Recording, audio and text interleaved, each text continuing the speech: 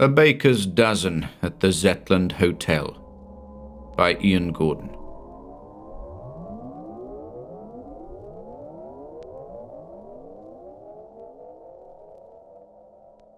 Chapter 6.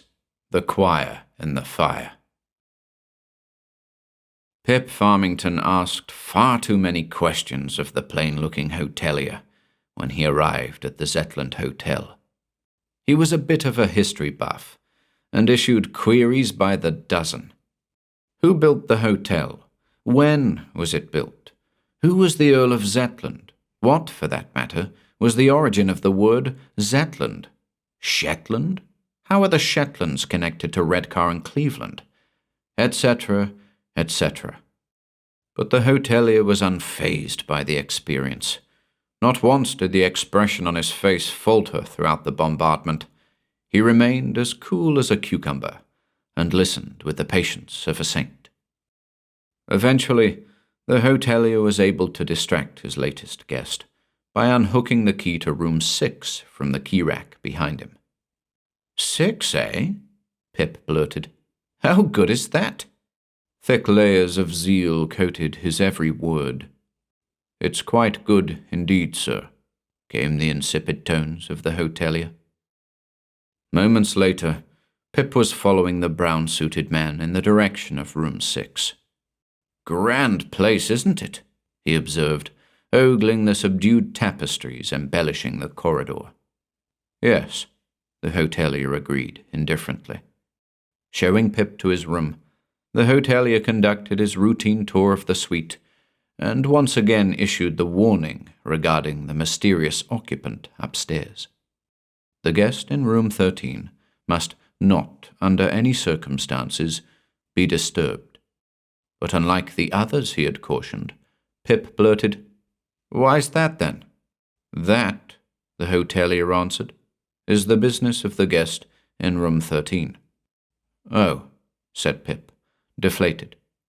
And off the man in the brown suit plodded, returning to his station. Left to his own devices, Pip, a 45-year-old teaching assistant from Beverly, studied his surroundings with fervor. He was very excited indeed. Christmas was holiday time.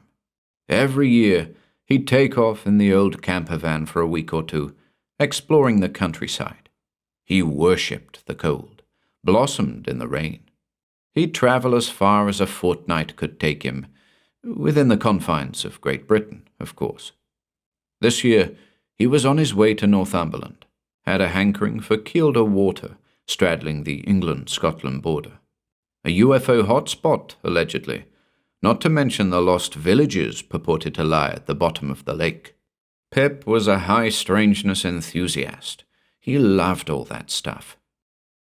Travelling north on the A174, he'd spotted the Zetland from the comfort of his van. An intriguing structure sat atop a small hill by the sea, a building he'd never noticed before, despite having passed through the area many times previously. Little did he know the place was a hotel with availability for the night, no less.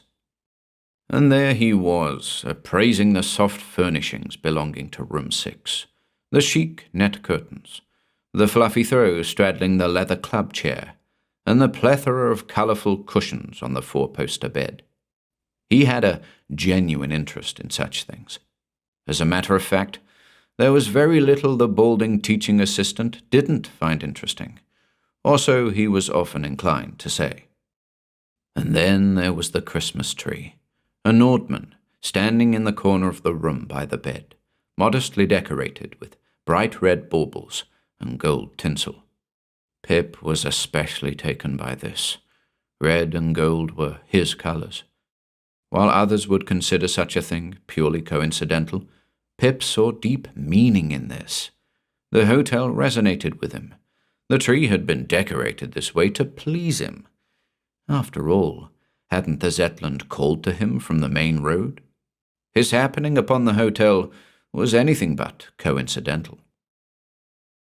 Pip decided to take a stroll through the hotel. He left his room on the ground floor and wandered into the library, accessed via the entrance hall. The reception area had been empty as he passed through it. A shame, really, as he was eager to pick the hotelier's brains with regards to the decoration of the tree in his room. The library was a humble space. It was a windowless room, some 20 feet square, with, naturally, row after row of books adorning the walls. But something else caught Pip's interest. A large inglenook fireplace on the north wall. It was a monster of a fireplace, he thought, a real beauty. In red brick, the hearth yawned before him, a salubrious fire burning within. And over to it he immediately went, his arms outstretched towards the flickering flames. It was so inviting. He sat cross-legged in front of it, listening to the crackle and snap of the logs therein. There was a rhythm to it, he thought, below which a low drone could be heard, just barely. But the drone intensified as he listened, and as it did, Pip began to discern its composition. It was made up of hundreds of voices, all of them bleeding together, male and female, each of them, it seemed, humming their lowest audible note. The result was appalling, a dreadful, dissonant noise that, once perceived, was impossible to unhear. The choir in the fire held Pip in its appalling grip, and as he sat there, rooted to the spot, he wondered just what it was that he'd fallen prey to. To whom did these voices belong? From where was this hideous cacophony emanating? From the inglenook, the fire itself, or from some other place beyond his ability to comprehend? The ghastly drone persisted. And now, in the flames before him, their incendiary dance framed by the gaping maw of the inglenook, Pip saw faces, terrible faces belonging to conical heads, all teeth and hollow eyes. These were the singers, the choristers of the fiery choir, humming their horrible melodies, teasing their victim. The razor-sharp teeth chattered as the low notes vibrated. The shadowy eyes captured his as the ardor of the choir reached its zenith. And then there were words, articulated by familiar voices. "Remember me, Pip? Remember what you made me do?" It was David Arnold, an old school friend, perished in a prank involving a supermarket trolley and a bus. "I saw you, Pip.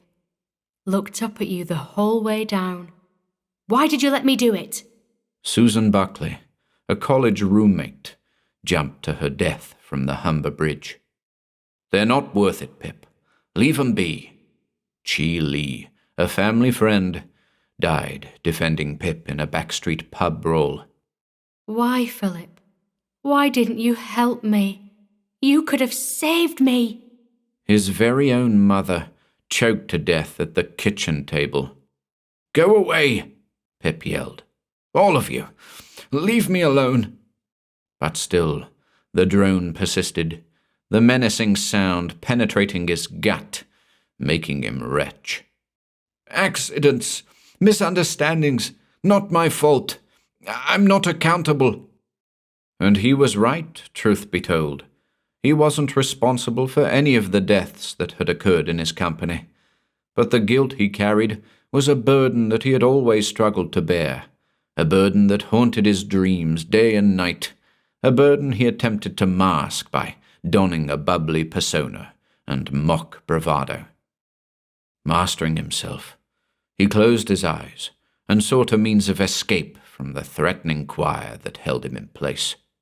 Tears rolled down his cheeks as he saw the faces of the dead, the forlorn facades of those who had whispered to him, their reproachful words seared into his mind. But he refused to give in to them again, and instead climbed to his feet, turned his back to the inglenook, and simply strolled away. The man that emerged from the library thereafter was different. He'd come face to face with his demons in there, an encounter he hadn't the energy to consider. Back to room 6 he went, heedless of the subdued tapestries that had so interested him just a little while ago. Nor was he concerned with the soft furnishings in the suite. He just wanted to rest. A part of him believed that the experience belonged to a dream he was having, a horrible nightmare from which he was desperate to awaken. He climbed onto the big bed, adopting the fetal position. Thoughts of his dead mother filled his head as he plunged into a dreamless sleep.